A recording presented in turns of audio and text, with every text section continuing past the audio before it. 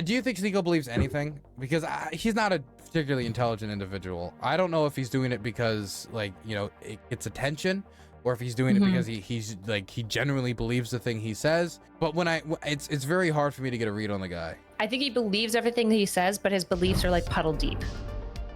Hey, how are you doing? Okay, how are you? I'm doing okay. I'm doing okay. I'm very tired because like 3 a.m. But I can always make time for contraceptive rights.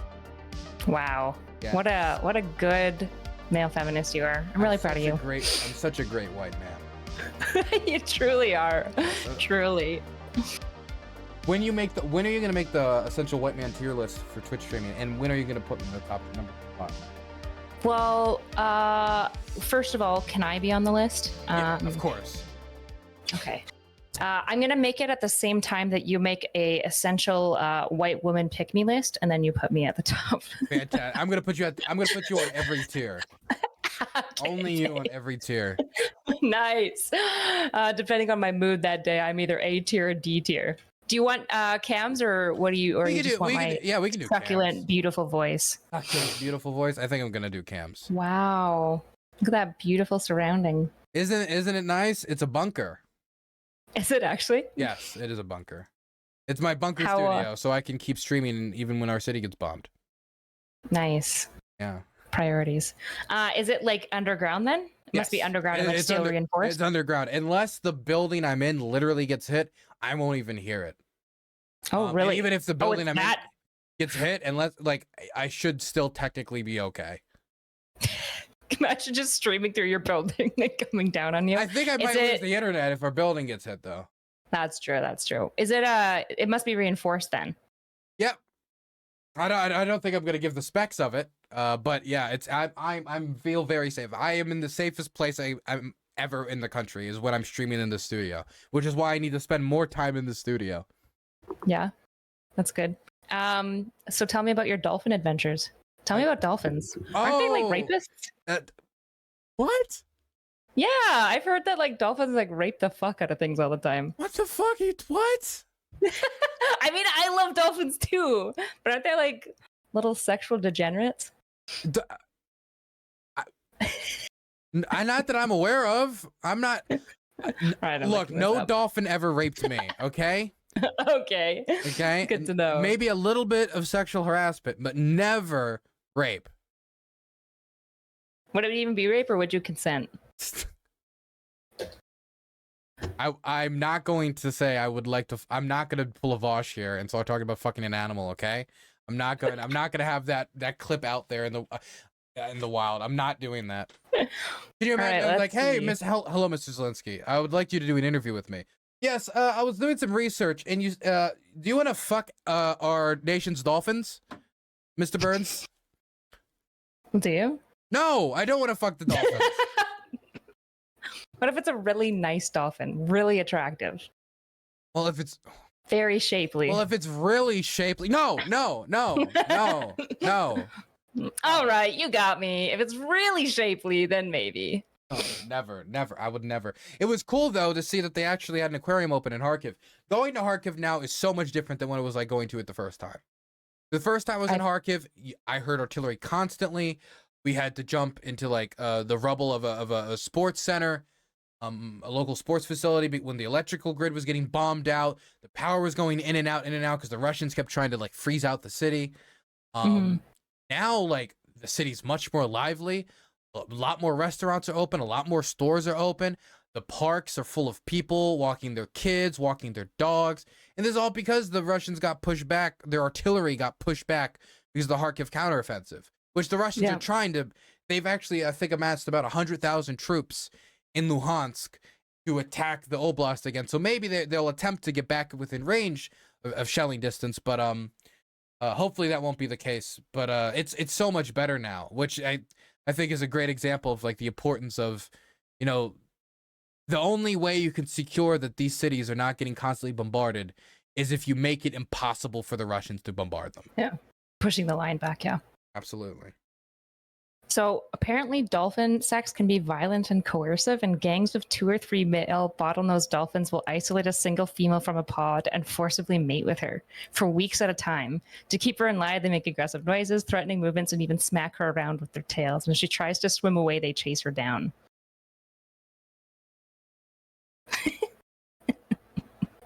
I think this is the feminist issue I need to concentrate on. We need to stop the scourge of dolphin rape. Yeah, dolphins don't understand no means no. Let me rephrase that. The scourge of dolphin gang rape, apparently. Gang rape. Yeah, gang rape and kidnapping. It's next level. For weeks on end? Apparently. They're like Vikings. You know what? That's where the honeymoon comes from, is when a Viking would like steal a woman.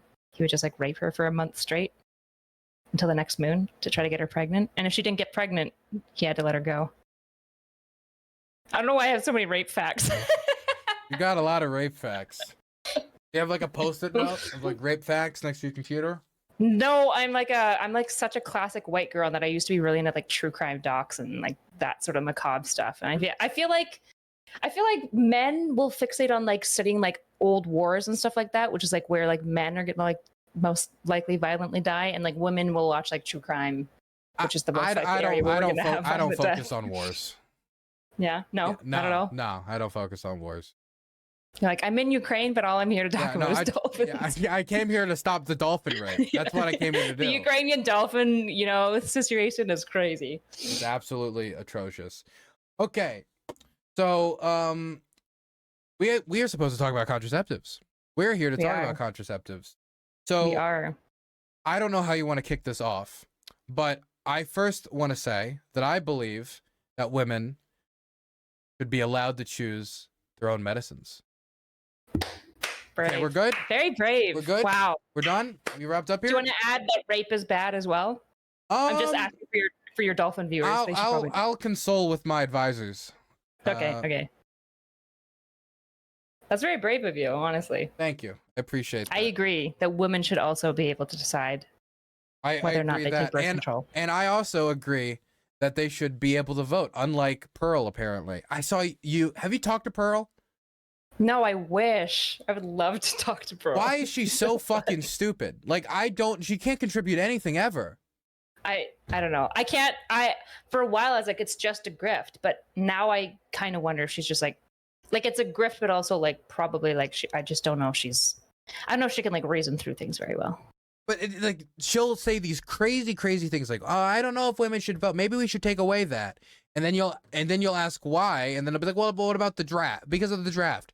So is the draft. So wouldn't the easier solution to either A, expand the draft, or B, get rid of the draft, not disenfranchise half of the country?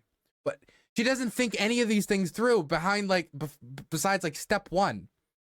Yeah. I mean, I don't know. She's recently, have you seen some of her polls about like, is it okay for a man to like hit his wife every now and then? Like, is it really that bad? Or like, who do you guys like? I think it was like MLK, but he's a cheater, or like Adolf Hitler. And it was just like, I don't know, man. I don't know. She wants to get into politics, apparently. She wants to run for Congress or something. What? I would love to see that race. So women shouldn't be able to vote. But also they should be able to run for Congress. Yeah. Brilliant. Only this woman, okay? This woman knows what's up. Not this one, obviously. Hey, I would love to see the campaign. Women, stay at home. Men, please listen. I got some offers for you. Look, okay, I'll give you 4 wives. Does that mean she can't vote for herself? So she has to. Can you even vote for yourself? Like, if you're running, are you allowed to just like tick yourself? Probably. Yeah, of course. Just feels weird. But do you think you have to vote for the other guy? Yeah. They just like, you get the special ballot. Yeah. I don't know. It feels weird to be like voting for yourself. It's like being like but obviously it's democracy, not a costume party. So, well, they're kind of the same thing in a lot of ways. So before we get into this topic, I do want to ask you something. Sure. When is the red pill shit gonna stop? When will they all die? I don't think it will. I think red pill is going to become mainstream. So they're not all gonna die. I think the issue is like the red pill is just like the newest version of people being obsessed with dating relationships. Like, unfortunately, young single people are very concerned with dating because people want to find a partner. And like the red pill is just like the newest kind of nasty version of it. But I don't know. I don't really see it going away anytime soon. I see it like mainstreaming and schisming, which it's kind of already starting to do. And it'll probably, a lot of people will distance themselves from like the name red pill. But I think a lot of these ideas, like, unfortunately, like the red pill doesn't have like all these like crazy new ideas that we've just like never heard before. So I think it's just like the new brand of it. It just feels like Zoomer 1950s, like, the wife mentality. That it feels like we're having debates about things that were like settled like 40 years ago. I mean, and it's happening at a very, I don't want to, I try to pay so little attention to these people. I have so little interest in the red pill stuff. I had one debate with Playing with Fire, and I explicitly said I have no interest in talking about relationship whatsoever, and so we just talked about Ukraine. But with Roe versus Wade getting overturned, and you know, women's contraceptive, possibly Griswold, women's contraceptive rights and women's right to, you know, choose their own medical decisions with their own body when it comes to reproductive health care. With those options seemingly on the chopping block legislatively, or at least being able to be on the chopping block, and we've seen states like representatives in Louisiana, we've seen representatives in Tennessee, we're seeing representatives in Texas, all these different states trying to pursue not only a crusade against abortion rights, but also a crusade against IUDs, Plan B, emergency contraceptives in almost all of its forms. Do you think that is at all going to be jump started by red pill ideology, that the red pillars are going to jump on that? Because I would imagine that if you're a red pillar and you're like one of those like dating coach types, you wouldn't want to take away options that could help you stop from getting a woman pregnant. Right. So this is where there's like lots of really weird schisms, right? Like the tradcon religious red pill, like the Tate Sneako version, is like new and really like, especially because they're like Islamic as well. It's just like, well, not really. They're like a bastardized version. No, any actual Islamic person cringes. Yeah, I don't know if Muhammad would have smiled down upon. Was Muhammad a cyber pimp? I don't remember that part of the Quran. I haven't read it. But I don't remember hearing about it. He did marry children, so I'm not sure. Hard to say. But yeah, there's kind of like the schism. So like old red pill pickup artist element would be very opposed to like getting rid of like a lot of this stuff. But there's been like this weird conflation of like red pill with kind of like anti-establishmentarianism and conservatism. And they're all kind of like intermingling, which is a really kind of like weird collection of things occurring. Have you ever heard of something called young male syndrome? I have not. Okay, so young male syndrome is this really interesting idea. I'm just going to make sure I look it up so that I don't misquote it, the definition. It's basically like this propensity for young men to engage in high risk behavior. And so like when you look at like... Oh, really? Yeah. Gotcha. Okay. Yeah. So if you look at like crime, for example, crime is mostly done by men between the ages of like 16 to 25. They tend to peter out. It's very rare. Like you have a very unique individual in like criminology if somebody maintains high levels of crime after 25. And the issue is if you have one of the best ways to get men to settle and like fall out of criminological things is getting them access to good education and jobs that are satisfying and getting them married. Getting them married is actually like one of the best ways. So this is not like an advocacy, by the way, for forced marriage by any means. But when you look at like how societies in the past have dealt with, for example, like young male problems, it's really interesting. Like a lot of times in societies, like young men were kind of like thrown off to like the wars when there was like constant wars going on, or they were kind of like thrown into coal mines and stuff like that. Whereas like now in our society, we like in many ways don't have a place for these like really undereducated, young, agitated men.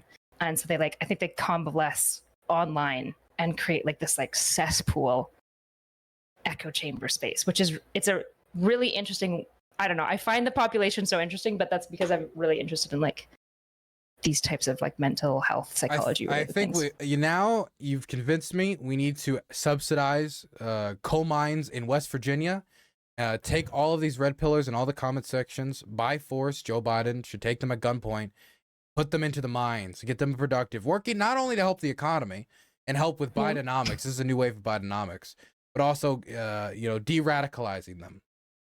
Yeah, that, you know, just make them work until their lungs give out, and why can't they be a just problem. why can't they just like fish, right? Why can't they just focus on something that would actually like a productive skill, like building up a skill, or Mhm. you know, something that would actually maybe not only, you know, bring fulfillment to themselves, but you know, maybe something that would actually make somebody attractive. Because when you're an interesting person, you have hobbies, you have interests, you know, you build Yeah. yourself up. This is how you actually make yourself attractive to people. You know, Mm-hmm. confidence, things like that. Why not focus on that type of stuff? Is it because, you know, the dating coaches aren't going to bring that up because it's not profitable? It's hard. It's not as easy as like going down the TikTok rabbit hole.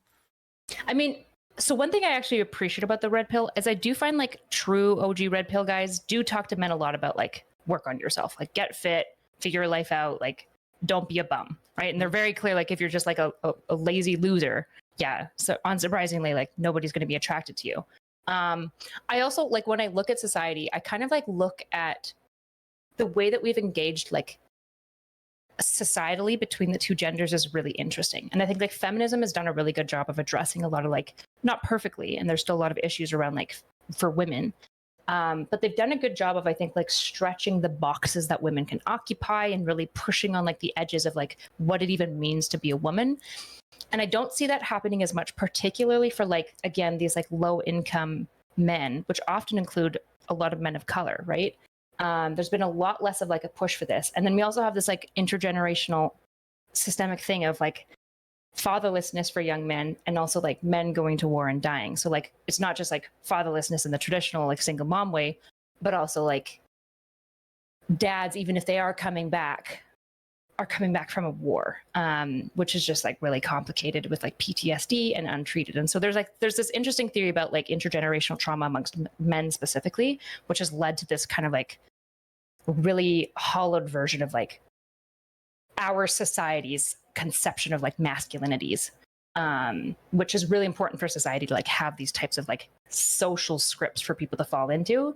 And so like there's just been like kind of antisocial pieces of shit that have like realized this gap and like kind of inserted themselves into it, like the Tates, and it's really appealing to young men because I think they're like desperate for something that maps onto some conceptualization that they have of masculinity. Yeah, that's kind of my more broadband view of it. I have been seeing more of a divide amongst right wingers on Andrew Tate. I saw it more specifically in reaction to the Tucker Carlson interview that Andrew Tate did. And I didn't watch all of it. I watched. It's not worth it. No, it's just PR. It's literally just PR. It's awful. I would imagine. But in reaction to it, I think it was Liz Wheeler, who used to be a host on OAN, like a far right news outlet, has a far right podcast. She made this compilation which took all of the times where like Andrew Tate's just admitting like, yes, I defraud all of my cam girls. I tell them that this is tax money and I steal it from them. I am a criminal. Yes. And just all these crimes he's admitted to, him like saying, I am a pimp. I am a pimp. I like to pimp women. That is my job. I like to pimp. And PhD in pimping out hoes. I think pimping hoes. I think it was the pimping hose degree. He's got a PhD. Yes. Degree. And it just goes through all the charges he's facing. It goes through some of the most like more distasteful videos that he has. And as a conservative, you would look at this guy, Andrew Tate, and he seems like the bad guy in a Clint Eastwood movie that Clint Eastwood kills halfway through. Like the womanizer, like beats women and you know, is a pimp and thinks himself higher than everyone around him with the flashy cars and big ego and thinks he's Superman. Like that's the type of guy like, you know, Clint Eastwood would fight back in like the most conservative like Dirty Harry movies, right? But this is now the person that's giving advice to children and guiding children on how to have a relationship with women. For a lot of conservative parents, you would think that'd be extremely concerning, but there's only a few of them really sounding the alarm bells. It seems to only really be the libtard, libcuck, Maoist parents that are, you know, responding to this negatively. Yeah, I mean, I'm increasingly seeing, like, I don't know if you saw Jordan Peterson's tweet where he said, like, pimps are literally, like, the lowest form of human on the planet or something. It was, like, really scathing towards Jordan Peterson. Jordan Peterson said that about Andrew Tate, said, like, pimps are basically subhuman. And I've seen Matt Walsh and Ben Shapiro also push back against him previously. This was a couple of months ago. So I am starting to see that schism. There's a lot of, especially like tradcon conservatives that are like religious in nature that are trying to be like, nah, we don't fuck with this shit, which I don't know how much is motivated. It's probably in part motivated because they disagree with it, right? But also like he's representing like Islam and they're typically like Christian or like Judeo in background. So I'm not sure how much is going to that. Yeah, the appeal of Andrew Tate is a really interesting one, especially if you spend a length of time talking to guys who are like really into it. The like level of derangement is really like they really do cling to him like this prophesized father figure who's like trying to save them. And it's like it's wild, the like copium that they'll talk about where they're like, no, he doesn't actually talk about defrauding, find it. And I'll be like, here's the clip. And they're like, oh, well, he's just joking here. It's like, okay, so he's lying some of the time? Like, what do you mean he's just joking here? I don't know, it's crazy. It's actually like crazy to think about. His fans are like, I mean, they're just all sea monkeys. They're like one-celled organisms. I don't even... I almost view them in the same way like I view a zygote. Every single time I produce any video on Andrew Tate, it is the most hated video I've published the entire month. I have never gotten more dislikes on any video than I've gotten on Andrew Tate videos. Anytime I give any criticism with Andrew Tate. And I'll look back at like the responses to it. And none of it is like, Dylan, actually, what you said, he was inaccurate. If you look at this court file, if you look at this, it's just, it's just Andrew Tate looked mean or like alpha or like strong in an interview because he was assertive or he said something confidently. So no matter how many times he lies, they're just going to believe him because he's Andrew Tate and they want to believe him. And it would be really, really stupid if they put all this effort in defending this guy and now, you know, he got embarrassed by the BBC, the establishment news. Did you watch that BBC interview? I watched the full one. I feel like the full one was better than the one that they actually published. I don't know if you watched the full version. I did watch the full one. The full one makes him look worse. He looks way awful. worse. He's just denying things that he actively said. He's just saying, you got that off the internet. That's how people get all information. That's how people get his show. If you can't use the internet to research what he says, how do you even know what he says? Because the statements he puts out is on the internet.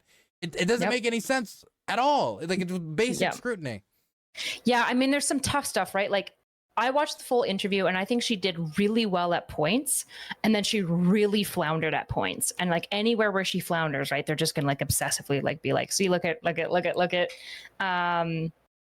I can't remember, like somebody's like, what specifically? I can't remember. It's been a while since I watched it. I just remember commenting and being like unimpressed with certain things and then really impressed with like other stuff. Like holding his feet to the fire on like some of his comments. I think she did pretty well. She probably could have pushed him actually even more. But I think there's like, I think like Tate is in many ways like too big to fail. Like I literally have no idea what would disillusion people from him because it's such a like cult of personality in many ways. I mean, I don't know, 15 years behind bars or something might do it, you know? If he stops posting, if he gets silenced, it might. But he might just turn into a martyr instead.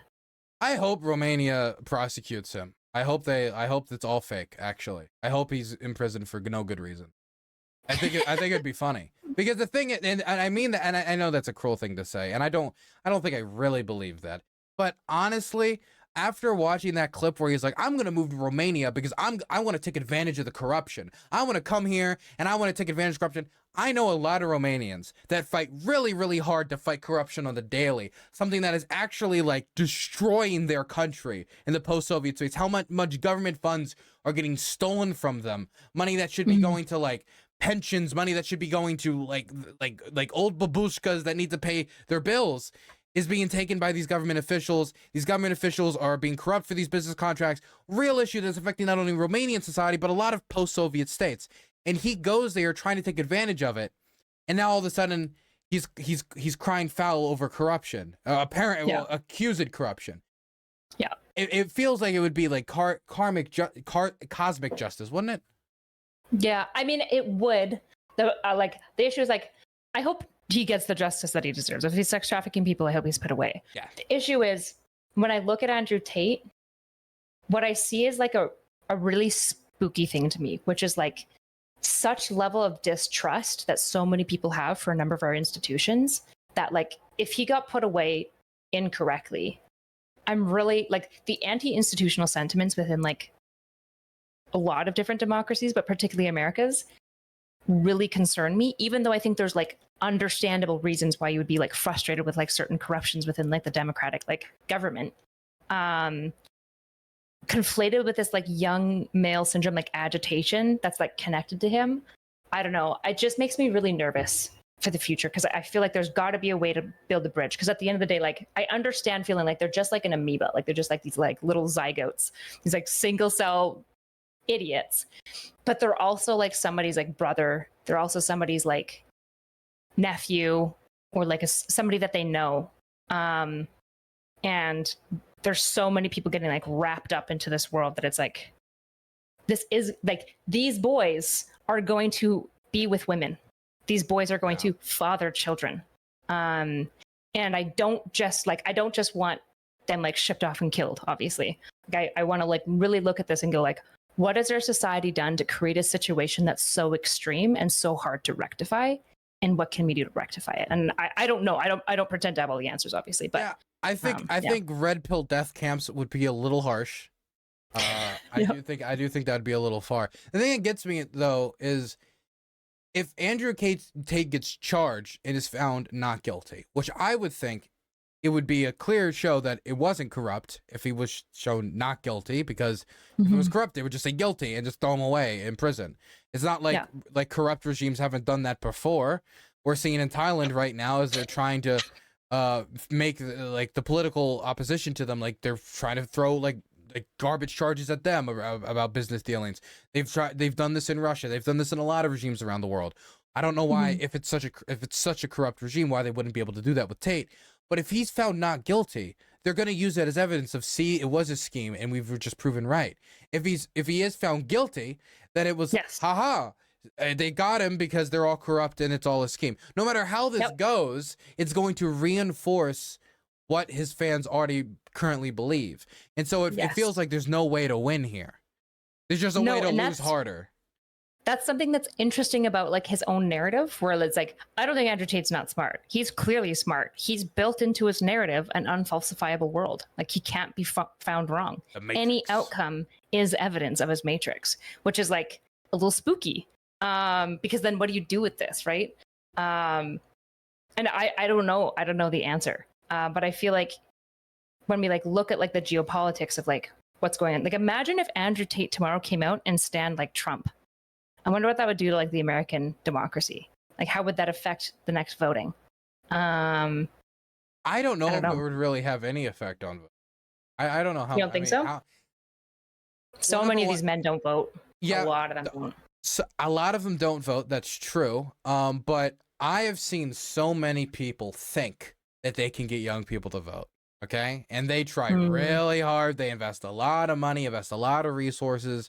And it's a little hard for me to believe that Andrew Tate's going to be able to do it with no political experience, conquer, and no political tie. He doesn't have any idea how to do like drives or like organize busing so they can like get people to the polls. He's not going to do any of that. He doesn't care enough anyway. Not to mention, I don't even think he's not in the States right now anyway. So it's hard for me to imagine that he would be able to have that impact that political PACs and other institutions have been trying to research to figure out for like decades now. Right. I guess the question is maybe not vote, but like, I guess sometimes I wonder how far we are from like a January 6th, but like ramped up and like real deadly serious, like really red pill J6. Where would they storm? I don't know. I have no idea. But then I think about like the level of antisociality that occurs in these spaces, the level of like resentment in these spaces, and the level of like distrust for government. I'm not saying that this will, right? I just like, I think about these populations and the sentiment that's being like bred within them. And then I think about which politicians could hijack this, which like charismatic leaders could hijack this for disastrous aims. Because I think like one of the worst things that I think happens in like a liberal democracy is that we get so comfortable in our democracy that we think it's infallible, that like it can never be toppled, right? And I think the reality is like that's just not true. I think Ukrainians can tell you like obviously they have a very different history, but like democracies just can be toppled, right? Democracies are sometimes tenuous, and sometimes it has very little to do with voting and a lot more to do with like might makes right. which is the more part that I would be concerned about. I think what scares me is more just like lone wolf type attacks, stuff like Elliot Rodgers, the stuff where people have been so disillusioned on a personal level, feel very socially isolated, extremely lonely, and then they get sucked into these like radical online rabbit holes, and then they go out and do something absolutely insane, like some mass shooting, some bombing, and stuff like that. And we see. And the lone wolf attacks are almost always the same. It always follows some similar pattern of disillusionment, loneliness, lack of a lot of times lack of familiar care, or interest in their life, or like people checking up on them, and all of this leading to them to get radicalized online before going and committing some attack. And stuff like that is the stuff that scares me the most, because I don't think these red pillars could like lead a revolution or anything. I could maybe see like a red pill rally or something, maybe getting violent, like the Proud Boys do or something like that. But the thing that scares me most are the lone wolf attacks, and that's the stuff that has done the most damage so far when it comes to like far right terrorists or terrorist attacks recently. That's what. Yeah, and I would say that I would mostly agree with you, right? Like I'm not saying like tomorrow there will be the red pill uprising at all. It's more about like. When I'm concerned about like young single men like being hijacked by like a population or specifically a political movement, I'm not really talking about voting. I know I'm thinking about like the Sneako. They would storm OnlyFans headquarters. That's 100% where they would storm. Okay, sorry, continue. Yeah, I just think about like the Sneako Nick Fuentes collab, and now like luckily it seems like a lot of even like pretty extreme red pillars are somewhat distancing themselves from that.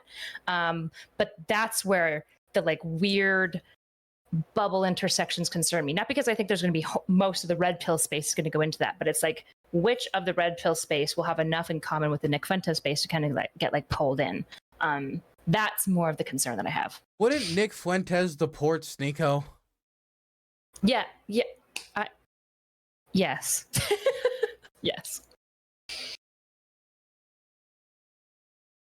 I just the lack of.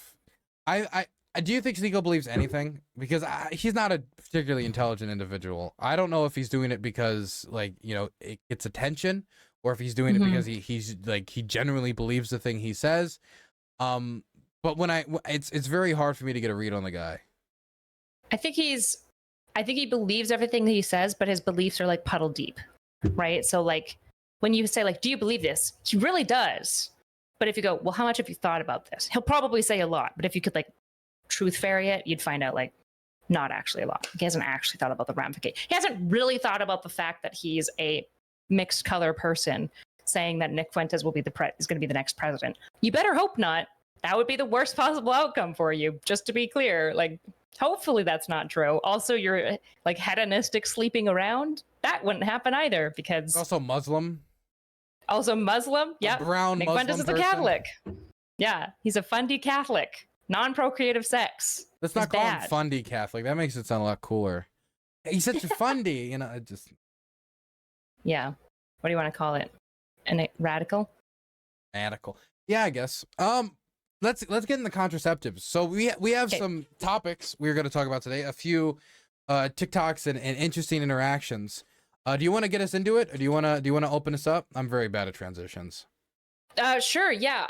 So something that's been really interesting, kind of like catching my eye recently, has been kind of following up on contraceptive rights in America, because that's the only place that it can be targeted, and specifically kind of like some of the weird religious drives behind it, and like the way that it's kind of being navigated. So when I think about like the contraceptive conversation, I think a lot of people would be like, so are you saying that they're going to like take away your condoms tomorrow? I'm like, no, of course not.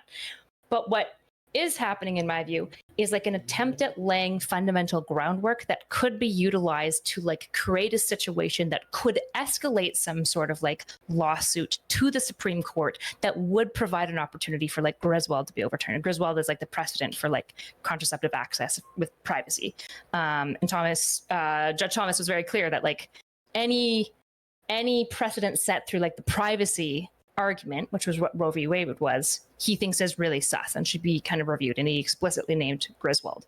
So when we're talking about like the groundwork, what I mean is, as I'm sure you're aware, there's the Rights to Contraception Act that's being looked at in the Congress right now. And so what's going to be interesting is looking at which states shoot down the Rights to Contraception Act, because it would be like a federal act. And then another thing that's going to be interesting that's being laid right now is bills that are about establishing life beginning at conception.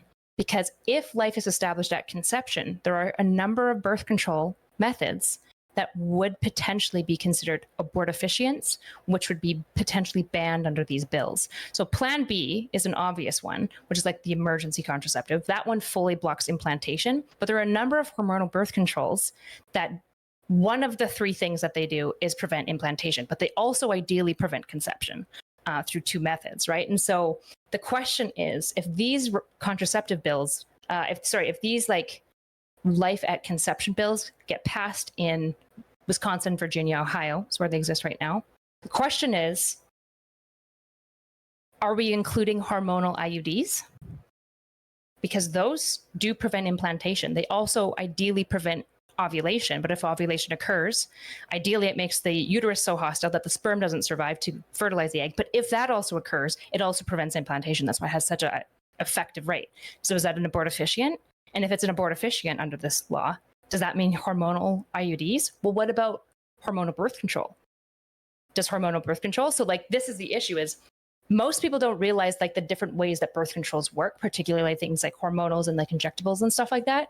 And so it makes a really complicated question of like, when you're saying life begins at conception, you want to ban anything that could prevent implantation. What are we talking about here specifically? Because that actually could bleed into a number of very common methods of contraception. The thing that really scares me is we have been hearing for years in the abortion conversation, before Roe v. Wade was overturned, I mean decades before, that that life begins at conception.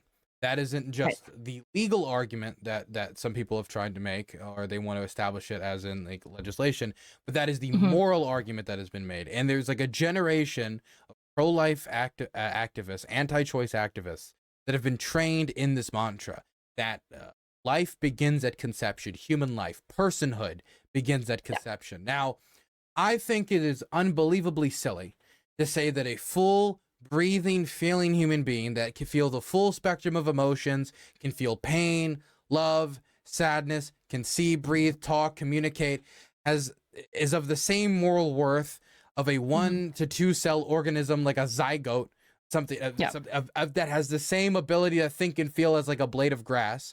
To give that the same moral weight, I believe is not only silly, I think it is insulting to the immense gift and beauty of what is human life. It is reducing what human life is. And it reduces it to just like a bunch of cells that are alive, which it is not human life. What makes human life special is our ability to do these things, our ability to conceive ourselves, all things that these tiny celled organisms can't do. But putting my own beliefs of it being unbelievably silly, this is the mantra that they've been building upon for years. So ideologically, the groundwork has been built since like the late 90s, early 80s. I mean, whenever the mantra really started to set in, but this is something that has been dominant in the conversation since all of my lifetime. I remember growing up when I went to Sunday school, and you know, I grew up in a Protestant household. You know, go Jesus. You know, he's number one. Jesus number one. Team Jesus. And when I went to Sunday school afterwards, my Sunday school teacher was a little bit kooky when it came to religion, but I mean, for example, they said part of the reason why America's failing is because we didn't give Israel enough nukes. But the other thing that you agree with that? Okay, well, that's your position. I love it, stan it very hard. Amen. Netanyahu stan, not so erudite. Ben Gvir stan. But the other thing that I was told was that the other reason why America is failing was because we had abortion. And the murder of babies was evil, but not only was it abortion, but I was also told that things like Plan B was evil. Not only because it produced, you know, murdering of this brand new baby that was just conceived, the zygote, which we're saying has the same moral worth as a human being, which is building the foundation for that, but also the other arguments, like it produces floozy women. It Yes. produces a type of culture that leads to whoring around and STDs and frivolousness. And we're not just seeing that said in the most conservative nutcase courses of the church. We're seeing that said in state legislatures across the country. I know we've Right. both seen the video, and I covered it on my channel, of that one Republican state legislator. Do you remember what state he was in? Wisconsin. Wisconsin, going off about how it's creating floozy women. Now, I've always somewhat objected of the idea that the reason people object to abortion is because they just want to control women. If you genuinely believe that at the like 2 week to 3 week mark, that is a human life, then the argument can be separate from that. It can be you're trying to protect human life. But when it comes to contraceptives and the arguments that he is making and the arguments that have been repeated in partnership with this argument about the life beginning at the start of when you put out the spunk, it is about controlling women's bodies, and it isn't hyperbolic to say that. Yeah, well, I think for me it really comes down to like freedoms, right? Where it's like, even if I granted them all this, like say I waived one, it turns out actually contraceptives are responsible for women having lots of sex and men having lots of sex and STDs increasing as a result and more babies being born, right? All of these things are true. That doesn't necessarily mean that I want my government intervening, right? Like even if all of this was true, this is also true because people are given access to freedom. And part of access to freedom means like people also get to do things that like maybe you think is a fuck up. Maybe they in 10 years will think is a fuck up. But we also just like allow people to make these choices all the time. And I think this is why like the framing of it of being like it's a right to contraception, I think it's really important to be like it's a right to family planning. That's what it fundamentally is, right? And I'm for a society that regardless of whether you think like somebody should or shouldn't use something, that they have access, assuming that it's like safe, right? That it's been medically tested properly, that it's been gone through all the vettings. We tried the prohibition. Alcohol's demonstrably bad for society in every way. Do you want to just go back to the prohibition? How well did that work? It doesn't make any sense. This isn't what I want the government to rule. If I want people to think that alcohol is bad, I want to convince them on their own personal decisions to decide alcohol is bad. The idea of like making the government, forcing everyone to make moral decisions, to me isn't really what the government is for, right? It's just insane. Even if everything that they were claiming was true, I would be basically say, okay, and do you want to ban alcohol too? You want to just ban everything? A conservative might say that alcohol, in a way, is an anti-contraceptive because, it makes ugly people prettier. But I'm sure they'd like that, though. Yeah, of course. I think that what really has shocked me, though, is the speed at which these talking points are getting pumped out, and the speed at which specifically state legislators are traveling on these issues and are pushing these issues and are trying to get these cases to the Supreme Court. They are not waiting at all. And I thought with the political backlash that came with Roe versus Wade getting overturned, there was a lot of rumors and reporting on like Donald Trump even saying in meetings with the evangelicals, like, abortion's a losing issue. We got to hit in the midterms. Like we can't be running on this super hard, but he needs the evangelical vote, so he has to be with them at least a decent amount on this issue. The evangelicals have dominated the Republican Party. They've really gotten mobilized politically, but they know it's a losing political issue. You ask any Republican and they will say, yes, the polling data clearly shows it, and it obviously increased Democrat turnout in the midterms, when historically the Democrats shouldn't have performed as well as they did in the midterms. I wish they performed even better. I wish they kept the House, so this type of stuff wouldn't even be proposed on the House level. But they did overperform because of that in part. I thought they would wait, because they would wait for that to simmer down somewhat before starting the next wave. But they aren't. It's almost like they don't want the outrage to reach a boiling point too fast. So they're just trying to like get it through before people can even react or know what's going on. Because when I talk to people about this, because I've been talking to a lot of pro-choice activists about this issue recently. When I talk to people outside of these circles, most people have no clue what's happening. Most people have no clue about the attacks on Plan B. A lot of people don't even know about the attacks on abortion rights. The restrictions on abortion rights on the state level, because it's already hard enough to get people to pay attention to the federal level politics. the caving out of local newspapers and local media to make sure people are informed about what's going on in the local communities has crippled the ability of people to really get informed on what's happening on the local level. Yeah. The Republicans have fought really hard to push this through, but also make sure nobody knows they're pushing this through. Trying to stop referendums on the issue, trying to slide the legislation through, while also making sure that like it's as hush-hush as possible, not having a ton of hearings on it, not having a ton of public speaking on it. You don't hear when they go and they campaign them saying, we're going to ban Plan B. That's not something they campaign on. That is something that they're favoring, not because it's popular with voters. 80 to 90% of voters are against this. They're doing it because they're trying to win the favor of a small group of extremists with a enormous financial and political power within the Republican Party. And as long as they can garner their favor, then they have an advantage over other Republicans in primaries, and they can help fundraise with them and mobilize that evangelical religious extremist political force. Yeah.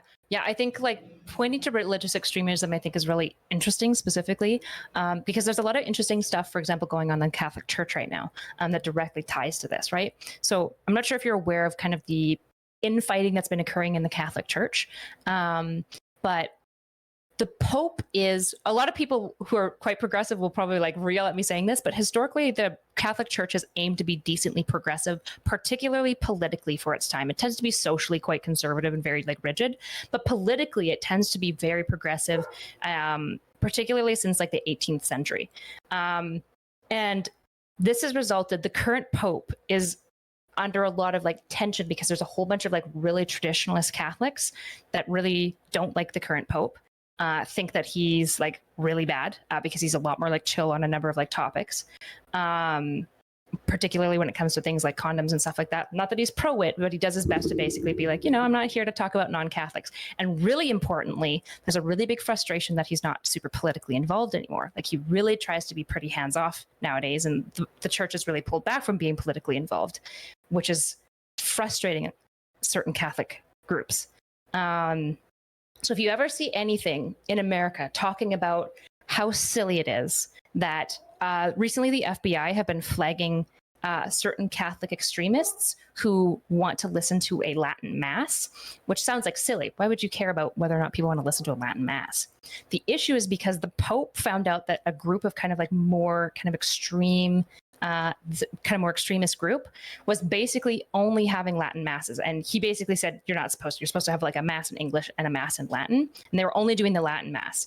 And basically he said, you can't do this. You cannot do this. And it's created a lot of issues, and a lot of the people that are only going to this. So like the FBI has actually flagged a group that like, if you're going to a church that only has Latin mass, the FBI is investigating this. And the way I'm seeing a lot of these like people talk about it is being like, oh, it's so silly. They're just like flagging us because we want Latin mass. And it's like, that's not what this is about at all. This is because the Pope himself is like highlighting this as like a group that he is concerned about and sees them as like schismatic and problematic even within the Catholic Church. And so that you have this group that's highly fundamentalist. They're very, very anti-LGBTQ. They're very fundy in all the ways, very pro-Christian theocracy, who also desperately want to see more Catholic and Christian hands in politics. And you're starting to see like, listening to Michael Knowles, for example, like certain social media content creators talk about this with like my Catholic, like some of my like learnings and stuff. It'll be weird to see them like slip in like a couple of like keywords that are like distinctly Catholic terms to talk about certain like contraceptive issues, for example, because again, funny Catholics would say that like any non-procreative sex is bad, and therefore things like condoms and birth control wouldn't be allowed. And it's really interesting to see like these two things kind of like tying together. So recently I've been researching all the people putting forward these life at conception bills to see like their religious affiliation, to see if there's kind of like a pattern that starts emerging, because I think that there is kind of this like connection. When you said you were looking at the religious affiliation, what did you find when you looked at that? So almost all of them are religious. Surprise, surprise. Wow. Yeah, I know. A lot of the ones sponsoring, like the main sponsors, do tend to be Catholic, but we are seeing so far I've seen a pretty good spread. Although it's actually harder to find like random state reps religion than you would expect. Like some of them it's really easy to find, and some of them you have to like dig constantly. And even then it's not clear like which denomination they are. But we're seeing like a lot of like kind of fundamentalist Protestants and Catholics. Do you think that there's going to be a boiling point where this is going to get the attention of the federal government in a way that they're going to campaign on it hard? Because one of my criticisms of the Biden campaign, at least the re-election campaign, is that they're not campaigning on this issue hard enough, that they're not bringing enough attention to this issue. And I know that they brought some attention, and I've talked about it a little bit, but when the support is so overwhelming, there is zero political downside of shouting from the rooftops on this issue, where where you could advertise yourself as the warrior on this issue, as the Republicans came for Roe v. Wade, they're coming for this next. It's a really easy political pitch, but it seems like it's not getting campaigned on that much by not only Biden, but a lot of Democrats, period. Why do you think there's not enough? Why there's not a lot of campaigning on this, not a lot of attention being brought to this specific issue? I think probably in part because right now it's kind of like a small issue. Like almost every bill that we're talking about are just in their like being read phase. And there isn't like a ton of hubbub yet for them to like jump on. Because I think pretty much everyone I talk to is like, I mean, this is probably like not an issue. Like they're not going to like bar people's access to contraception. That's like so like 1920s, right? So I think there's in large part like a dismissal. Like I don't think there's any public fervor for this. And I don't know. I feel like politicians just trend towards whatever's like interesting. And what we're really seeing is like kind of like sneaky groundworks being laid rather than like aggressive, obvious things of like Republicans being like, I'm gonna take your condoms because they're, you know, they're making the frogs gay or like anything like crazy like that. And so I think like because there isn't like this like dramatic stuff happening on the right yet, the like I feel like these political parties just always react to each other. And so like there isn't much to react to. And so like there isn't much to come forward about. I don't know. I'm not really sure though. I don't really know what drives politicians to decide to react to what. So let's actually, what do you think? I honestly, I think that the Republicans are being as quiet about it as possible as they lay the groundwork, because they know it's unpopular. They want to appease the small radical base. So I think in a way, the way it should be campaigned on is as if you're like, remember, I don't know if this is the best comparison, but you remember why Shinzo Abe was assassinated? So Shinzo Abe, you know, he's the prime minister of Japan, and he got shot with a shotgun that looked like it came straight out of like the Fallout video game series. Yeah. It was like duct taped and completely like MacGyvered. But the reason he was assassinated was because of Shinzo Abe's ties to an extremist religious cult. And at the time, I was very concerned because the history of violence in Japanese politics, and specifically political assassinations, definitely in the immediate post-war period, was very scary, and that was something I didn't want to return to. But then, like, due to the scandal that came around that cult, around the cult that they had a relationship with, which screwed over the family of the person who assassinated him, most of Japanese society didn't say, oh, well, he deserved it, but they were like, damn, that guy had a really strong point. And it almost felt like the entire society had the mask ripped off of this like cult that had embedded its way into power, even though they have basically zero support overall with the general Japanese public. And it got so bad that the location where Shinzo Abe, who was a Japanese prime minister that won again and again and again, very popular, generally speaking, in Japanese politics, they wouldn't even put a plaque where he had been assassinated because of the stigma around him afterwards, and his party politically suffered. So by the uncovering of that scandal, that ended up causing more political blowback for the party, which just had its major leader assassinated, because it felt like almost a mask was torn off.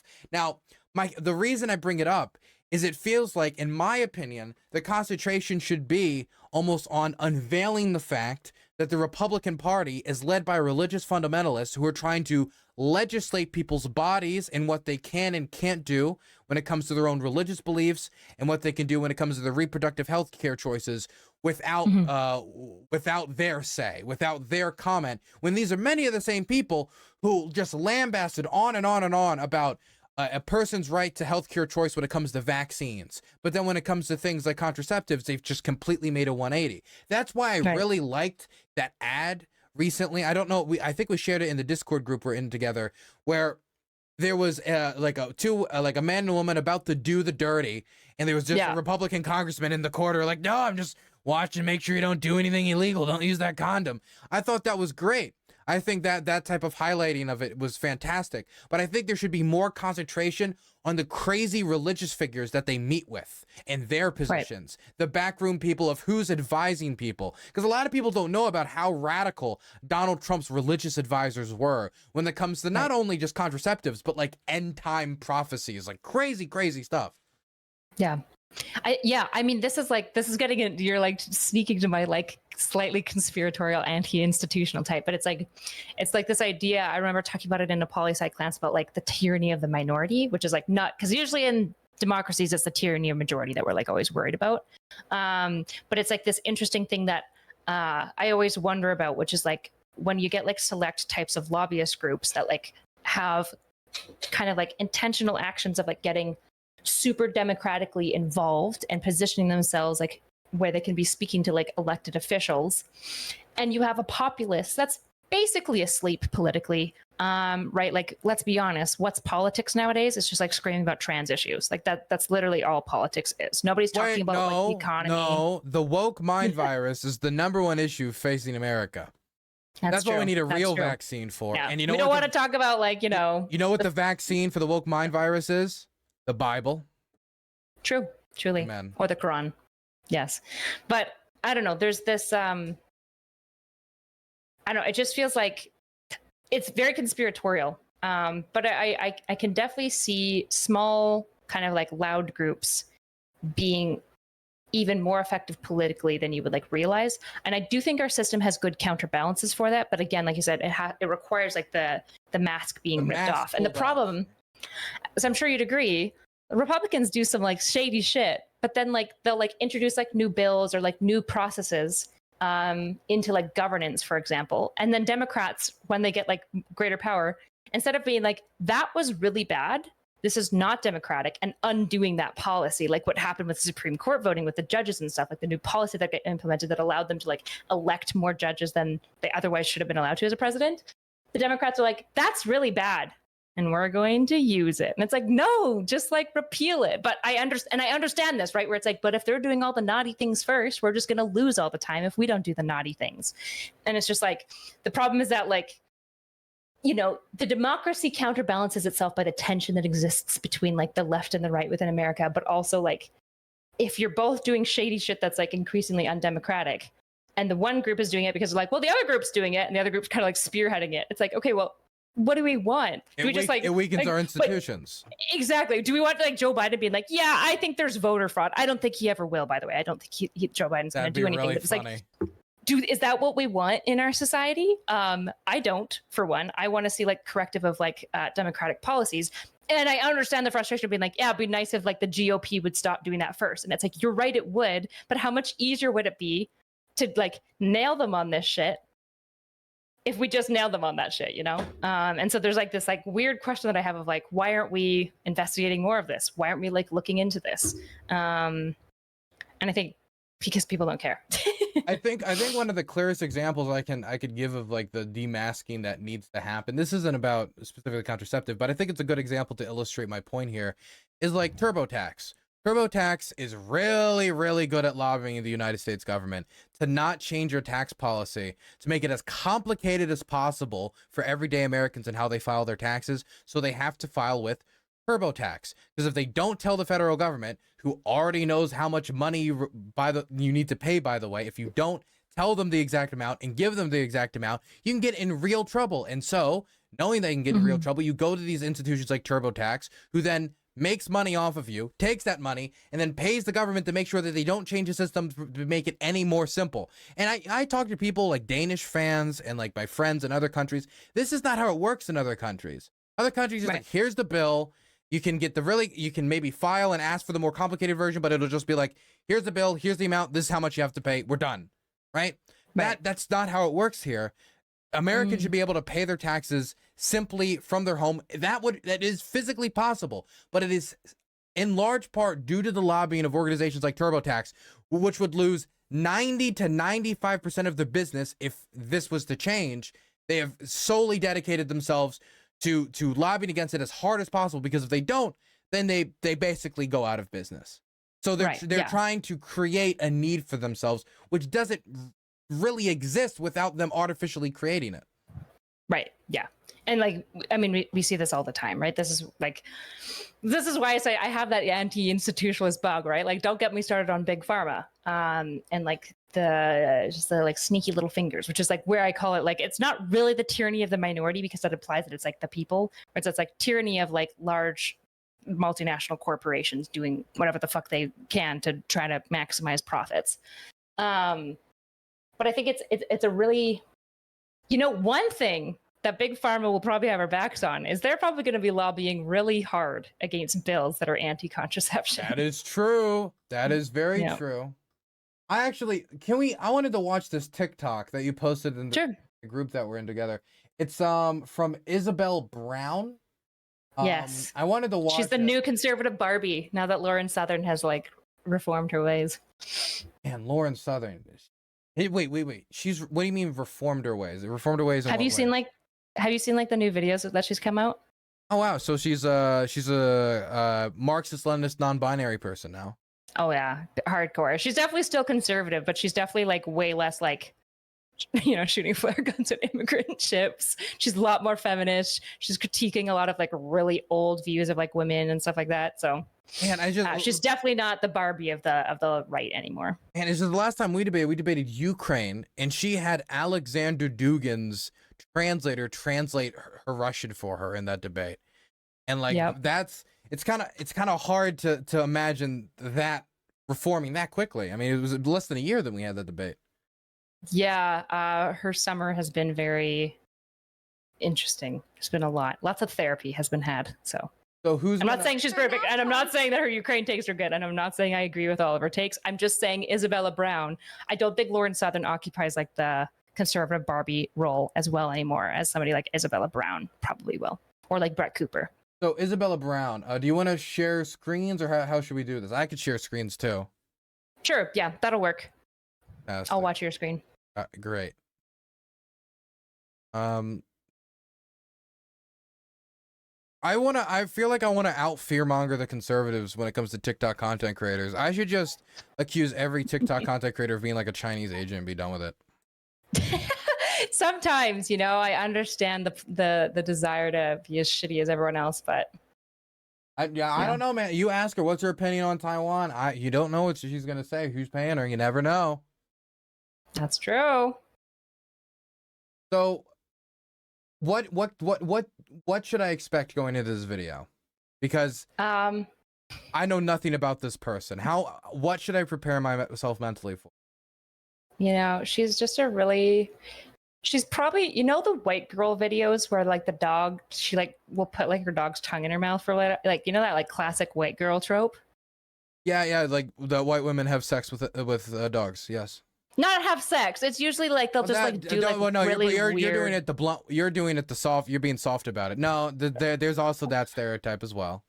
That's true, but I don't think she's the archetype of the white woman who has sex with dogs. I think she's the archetype of the white woman who's like, it's totally normal to let my dog lick my mouth. And it's like, huh? No, it's not. I don't know. She's like a young, fundy Christian. Got you. Well, Zoomer. So she's angry at contraceptives. She's trying to, in this video, encourage people not to use contraceptives, that contraceptives are unhealthy and they're bad for you, and they're, big pharma's big thing. So we're going to watch this, okay? Okay.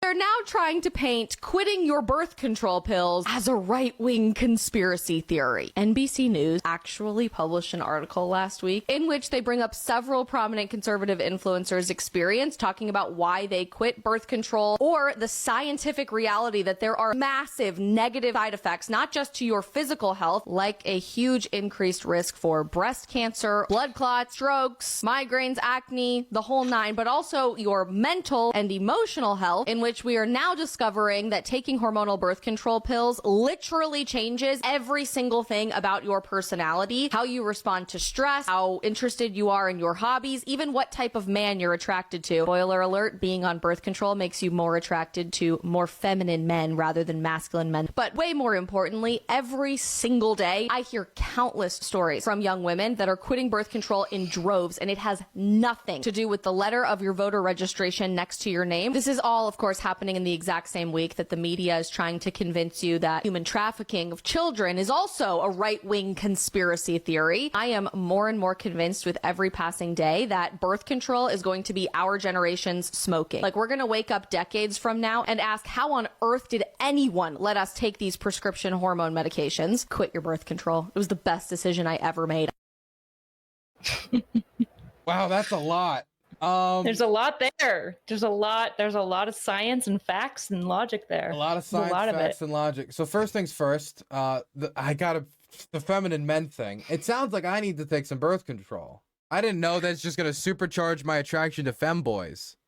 You know, the research on it is, first of all, any of the research that shows any changes in attraction, it's actually for more masculine features. Yeah, and most of the larger studies that's been done on this, it's like the first effect, which happened with like the little a, that's the researcher. Little is his last name. The effect size was like just like little teeny tiny in the direction of being more attracted to masculinity, not femininity, like more of like the alpha type in the red pill space. And then a follow-up study that they did with a much larger sample size, all the effects were immediately kind of washed away. Yeah, there isn't really evidence for this. So what you're saying is I need to pop it like a Percocet before I go to like meet with the football team in the locker room, not before I go to like the Genshin Impact like convention. Right. If you want to be attracted to masculine men, yeah, I guess. The masculine men. Okay. I don't know if it'll have the same effect on you though. I don't even know how anybody falls for. I don't know how anybody hears. This makes you more attracted to feminine men. With no citation, no nothing, just that blatant claim, and anyone ends up liking this video. Anybody ends up falling for this video. She didn't provide any sources or anything. She just said studies. That's all she said. The feminine birth control study. Nobody's familiar with what she's talking about. She just kind of assumes there's like no need to like offer this information. Yeah, I mean, here's the issue: is like even though she put it out again, even if I granted her everything, which I would want to check everything, but let's say I was just like, you know what, you're right about all of your concerns about birth control. We still haven't made smoking illegal, right?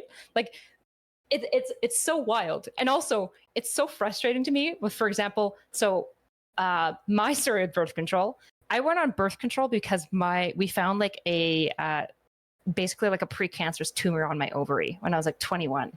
And so I went on birth control for a while to basically reduce ovulation, because every time I was ovulating, I was building another cyst, and some of these cysts were problematic for the cancer reasons.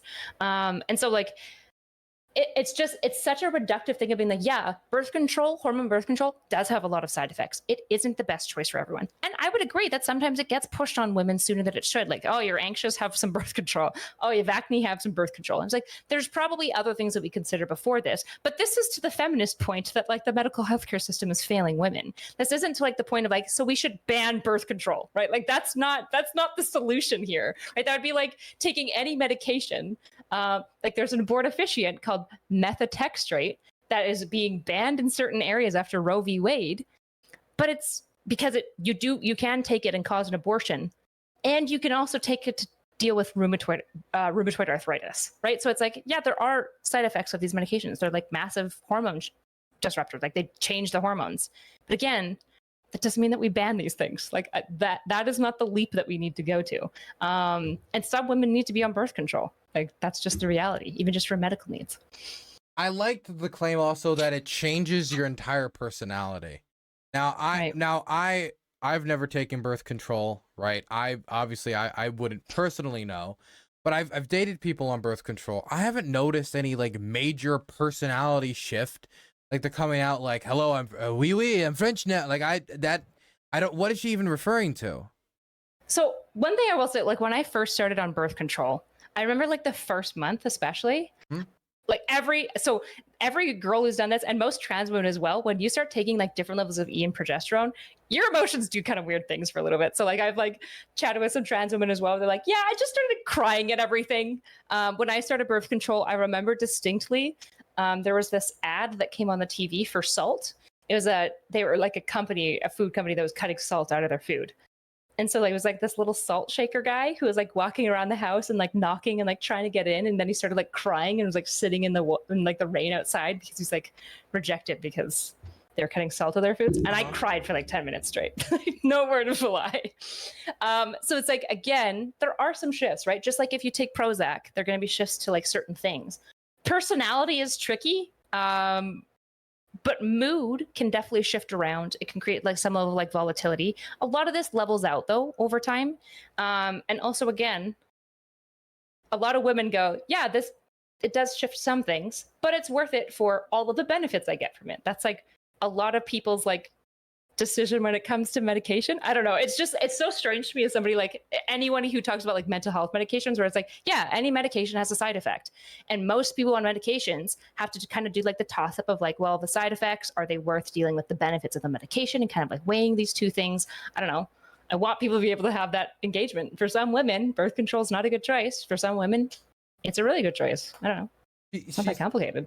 She says there's massive side effects, but when I'm looking at okay, now she didn't have to cite the study, so I don't have to either. I'll be a little bitch about it, right? But Okay, from everything that I looked at, right, some of these things that she said, not all of them, but some of the things she said, there is true that there's some cases where that is possible with some people, but they're rare. It's not. Because she's making it sound like you take birth control, you're going to get a blood clot.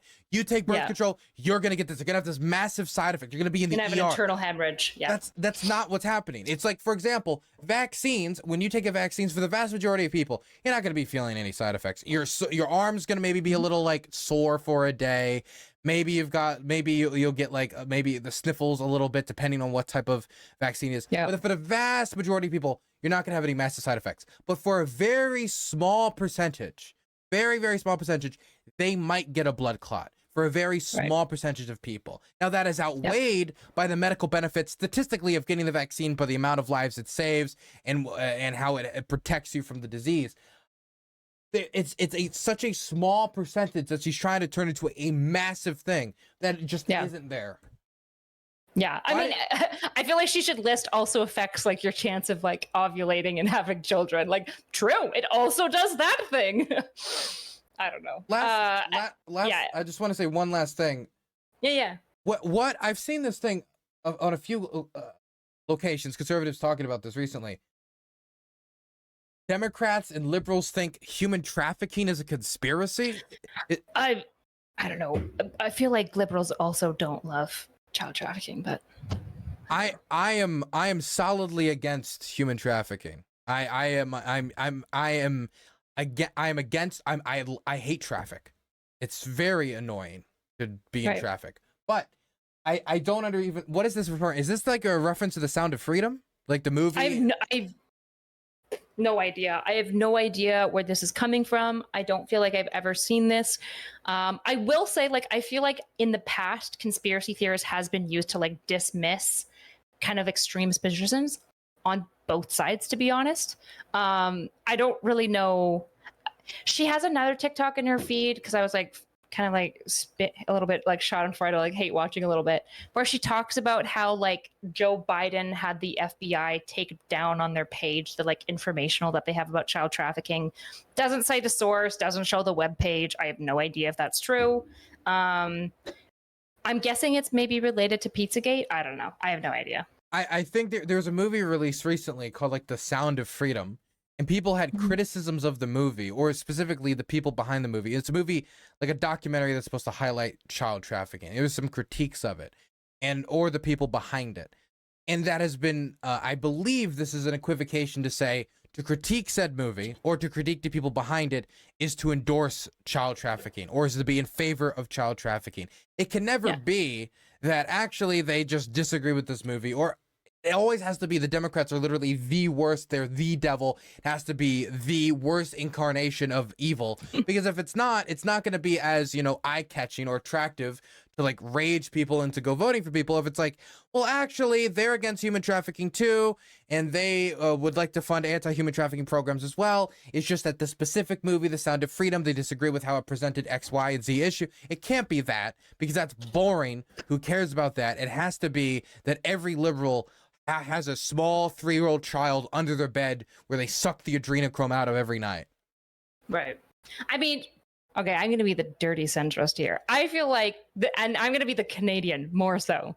I feel like that's more disgusting than being a centrist. I know it is, but I feel like, I'm not going to lie, you guys, both sides do this to each other a little bit, where it's just like, the other side is ontologically evil. And I'm just like, probably some of you are. Like, there's probably some psychopaths on both sides, but I don't know. It's very strange because, like, in Canada, I would say, like, we definitely, like, liberals and conservatives don't like each other. There's that tension that does exist, and we both mutually think the other side is, like, more stupid than each other.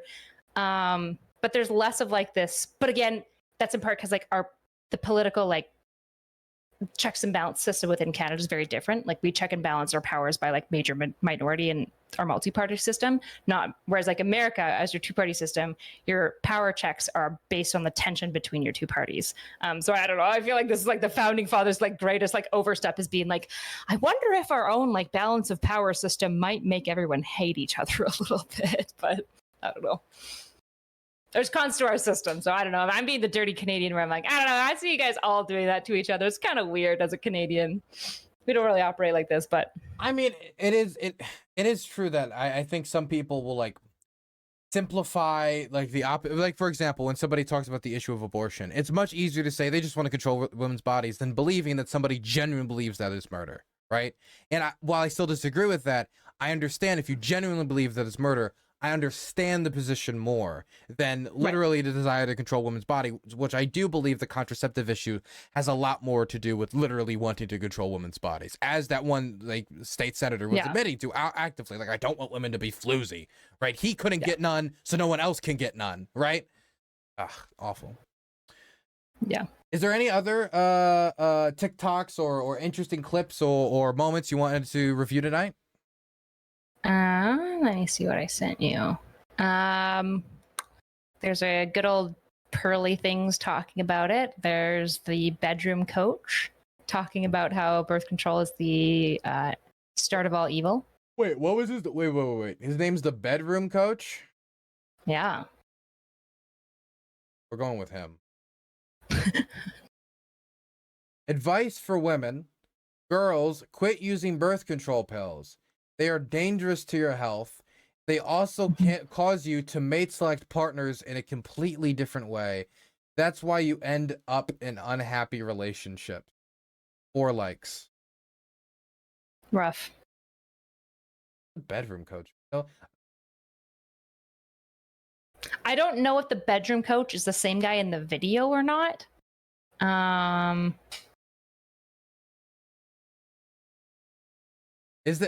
think this is the bedroom coach. You think so? He looks like it. I think so. He looks like the bedroom coach. YouTube behind there says the bedroom coach. Like the little thing that pops up. Here's a question, and I've seen this a lot too, and it really annoys me. I don't think that guy's actually on a podcast. I think he's just like sitting down, talking to a camera, pretending that somebody's interviewing him, because I don't even see another person on the show. And I've seen this a lot with TikToks recently, where people will like pretend to be interviewed. Something that's interesting that you just brought up. And you've seen this, right? Where on people on TikTok and YouTube Shorts will like pretend to be in a podcast. I've never thought about this. Next time you see something like this, look, they never show the person they're talking to because they're faking being in an interview. I've seen it time and time and time again. And it's once you notice it, you cannot unsee it. I need to get on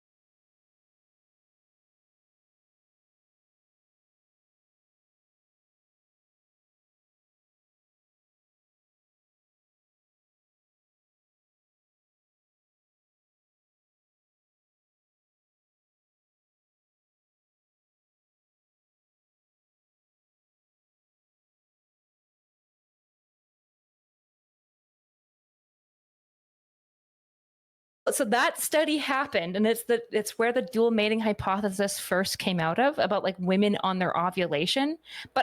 So it is true, actually. So the second part about the immune system is true. We tend to be attracted to people with really different immune systems than us for like pretty obvious biological reasons. But that wasn't part of that study. That study was where they like took men and they found like the men who were like more hyper masculine were the like women who were fertile were like more attracted to them and stuff like that. But also that study got shown to be like not true, because it's a pretty old study. In fact, the guy who did the original study is the one who came out being like, yeah, this hypothesis is not true. His name is David Buss. So he's just like mixing like multiple studies here. This is the problem, okay? The fucking bro, red pill, conservative, like science LARP shit drives me crazy. Like, I want to tell you about science and research. And you're like, yeah? Do you want to talk about COVID too? If you want to talk about science and research, probably not. Where can you sign up for the shirt sniffing study? I didn't know. Like, nobody notified me that those were going on. University of Texas, probably. Yeah, almost certainly University of Florida. Yeah. Yeah. Okay. But he didn't even mention birth control. I don't even. Nothing in there is about birth control. Nothing in there is about birth control. The truth about birth control. I feel so scammed. Yeah, me too. I can't believe that it says this is why you end up in an unhappy marriage. Oh, sorry. Let me go back. Doesn't even talk about birth control. I want to know. I want to see. One second. Let me go to his page. I'm actually this guy's interested. The bedroom coach. That his wife. Mindset, sex, lifestyle. Okay. I don't know how you're gonna be like super into sex, but then also not into birth control. Unless you just want like a big like family of like 20 kids. And also talk about how women are trying to baby trap you all the time. Be like, question mark? Immoral. That is a good point. I didn't even think about that. Sounds like you're trying to baby trap her if you won't let her use fucking contraceptives and you don't want condoms. Oh, look, he was on the Whatever podcast.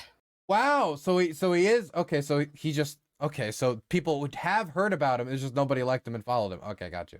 I guess so. Rough. High value men choose women based on their past. Women, on the other hand, are more concerned about their partner's future. Do you now understand what body count means? What do you think of the body count conversation? Do you hate whores? I hate all, not just whores, all sluts, men and women. I hate all of you sexual degens, okay? I don't care about your body count precisely. I care about the demons filling your body to make you just be such a fucking slut. I do not want any man in my life who has had too much sex. I thought you were going to say, I do not want any man in my butthole. And I was about to be like, that is the right attitude that I'm looking for, okay?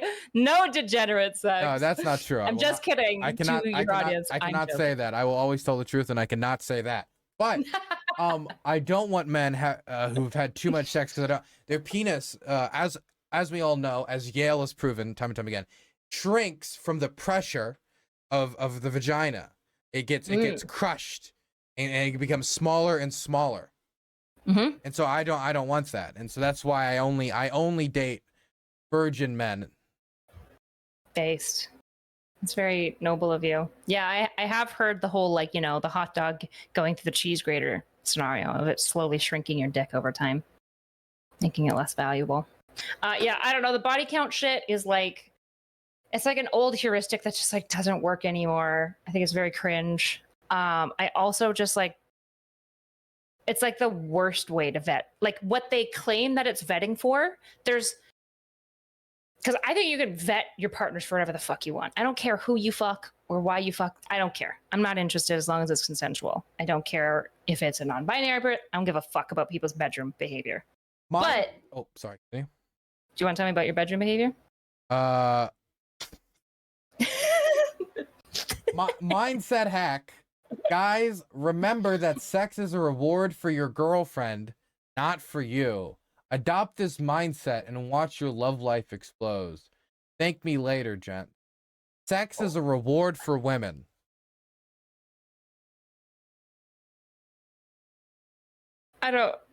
Women will talk about being like, oh yeah, I give sex to my man as like a reward. I think that's weird. It is weird. This is just like a whole other level. Like the idea of like sex, which is supposed to be like especially in a couple, I feel like it's a pretty important part of like an emotional fulfillment for two people that are in a relationship together. I don't like the idea of treating sex like a reward in either way. It's so like, sheer puppy. Are you clicker training her? Yes, you get to orgasm now. Click. I don't know. It's weird. I think that's literally it. And he just wants to turn around that really weird dynamic and take control of it. Yeah, he's basically like trying to like find a way to basically like kind of like mind flip women at being like, oh, you think I want sex because I'm a man? Silly woman. I'm an evolved alpha male. It's you who want my dick. And if you're a good girl, then you can have it. It's just like, this is so weird. Like, bro. Do you think this guy will ever know? I don't think a lot of these type guys are gonna ever know love. I don't know. They feel incredibly lonely. I mean, they seem to be like very like happy about the amount of sex they're having, but they seem lonely. Like I mean, yeah. I think anyone who makes their personality about like one pretty like just like one small vector of life tend to be like pretty sad people in general. Like if you're just like, all I care about is making money, I don't know, makes me sad for you. As homosexuality and feminism go up, it must come down. I didn't know I found such gold here. What the fuck? Who is this guy? Traditional Honestly, true king. Very true. Hey, I will say I do go. I when it comes to gays and gay men, I do go down when it comes to gay men. Traditional families will outbreed them. It only takes a generation or two. Big cities are mostly filled with the offspring of country folk. Just like coyotes have more offspring when there are fewer coyotes in the surrounding area. Humans have fewer offspring in big cities. It's nature. Study nature and you will see the laws of our world. Well, okay, number one, but the problem is, as those people migrate to the cities, their politics and their generations come after them change. You know, when immigrants come to America, all of their descendants aren't as conservative as they were when they first came to the United States. And you'll see this all the time in immigrant families, as like the third and fourth generation like comes around. There's definitely a big thing in the United States. They're a lot more liberal. They have a lot, usually they've broken rank with a lot of the social issues that their great-grandparents or grandparents used to believe. I would assume this would apply same to cities as well, because if what he was saying was true, why hasn't this already happened? Why would this just happen now and not have happened in like the 40s or 30s when it came to like the social issues of that time? Why is it only coming to effect now that like the gays have come around? Not to mention, wouldn't this assume that there isn't like gays in like the countryside? I mean, it's just, I think it doesn't make any sense, because are you just saying that in the past gays were so closeted that they were having lots of gay kids, but now that they're not closeted, what are you saying about like inheritance of these things? Do you not think that it's like, do you think it's just a choice? Question mark? It doesn't make any sense. Are you saying that like, where did they first come from? Are gays, because they can't breed, is it just from like closeted gays having sex with women? I don't understand. Why would it come down? I think they're just really terrified of the fact that like 1/3, and no, not 1/3, 1/5 of Gen Z identifies as LGBT. Like that is a very high amount of it. That's like 20%, right? Right. Now, I don't have a problem with that, because a lot of people don't realize the largest percentage of that is bisexuals, right? Right. Team bisexual. It's going to be people who like both men and women, and most bisexuals end up dating people of the opposite sex because there's just more people like available like that anyway. So it's already like, I'm not trying to say bisexuals aren't LGBT, right? But that's not the image that they have. They're like this. I'm just kidding.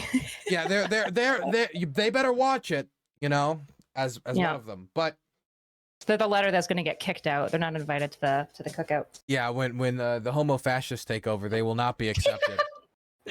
No bisexuals. You're fake queer people. I think a lot of this is just rooted in the fact that people are really scared of that data. People are really scared of the data, and they need to have something to make them think like, this will go away. We won't have to see the gays in like 20 years. They won't be everywhere. They won't be everywhere. Right. They won't be in the TVs and in the commercials. They won't be everywhere, but they will be everywhere.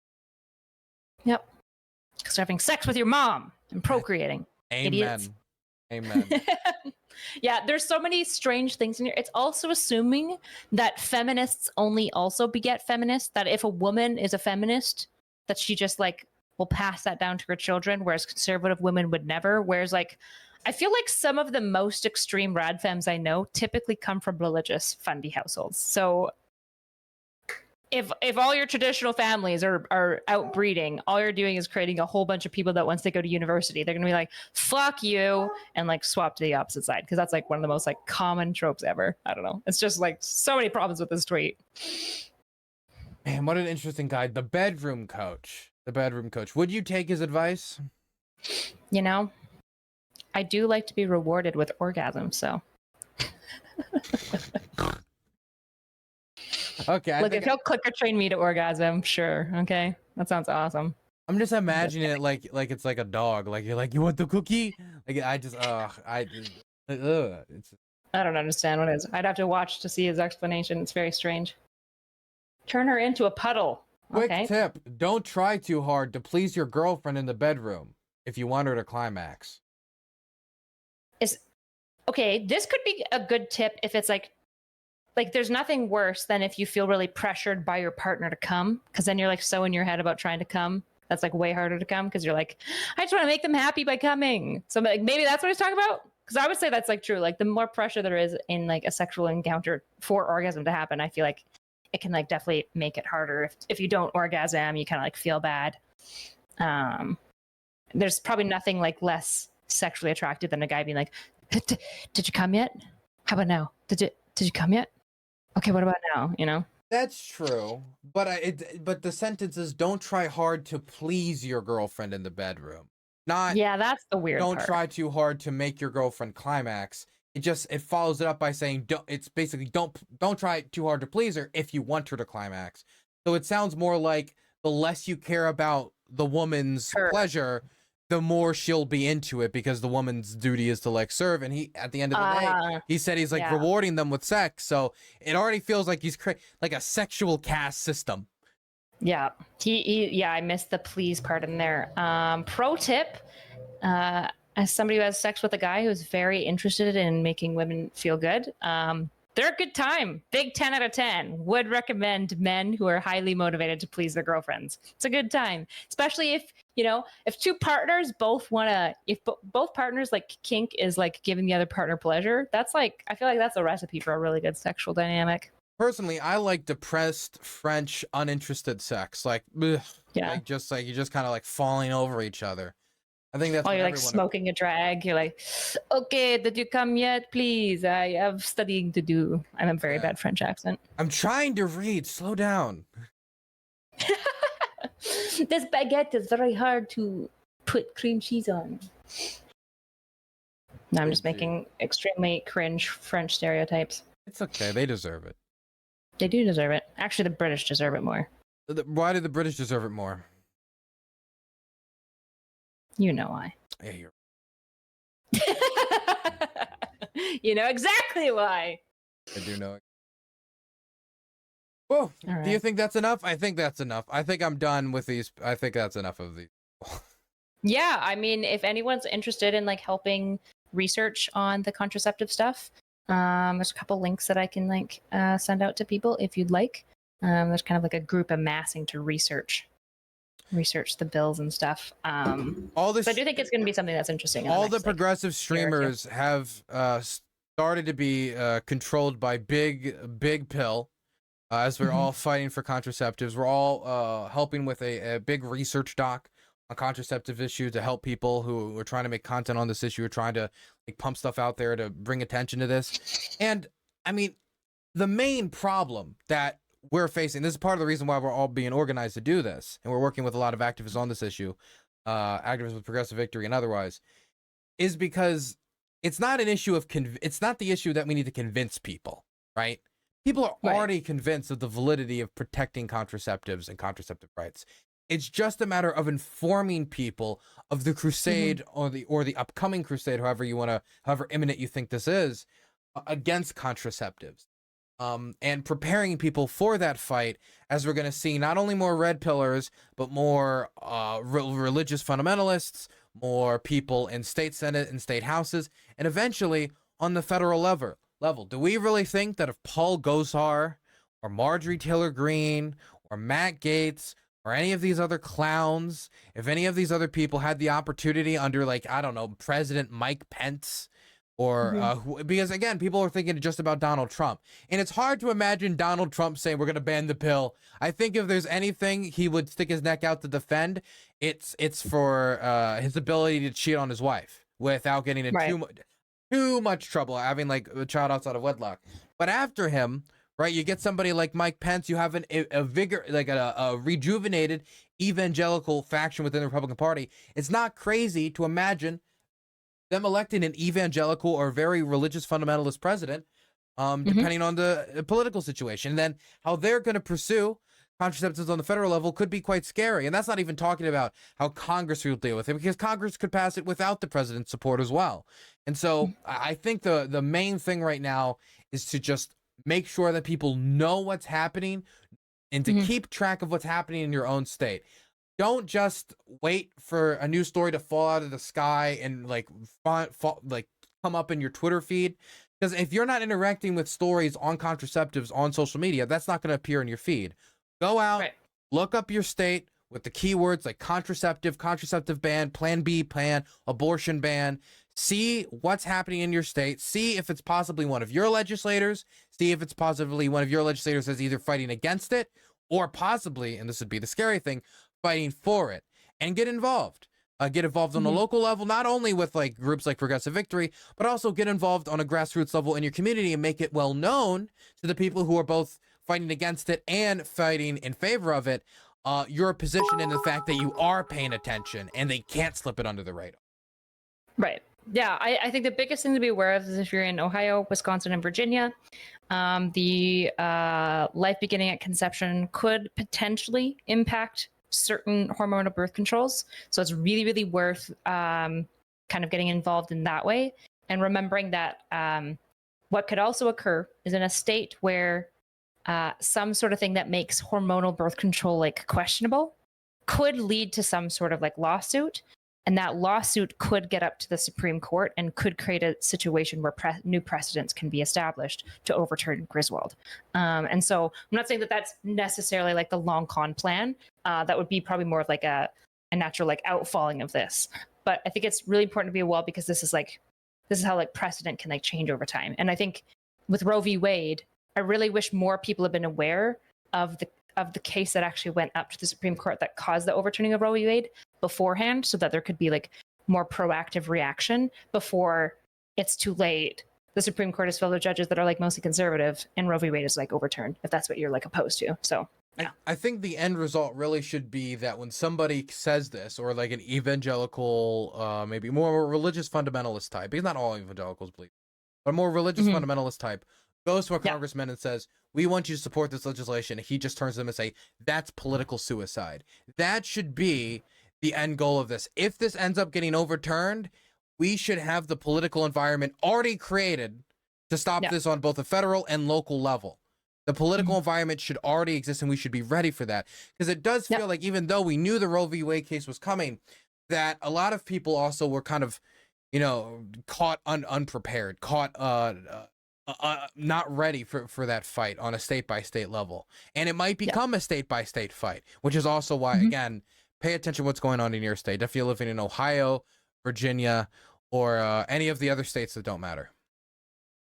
All of the Midwesterns, yeah. I mean, if you're in Cali, you're probably fine on like all of these things. But yeah, if you're in the other states, it's definitely worth thinking about. Florida.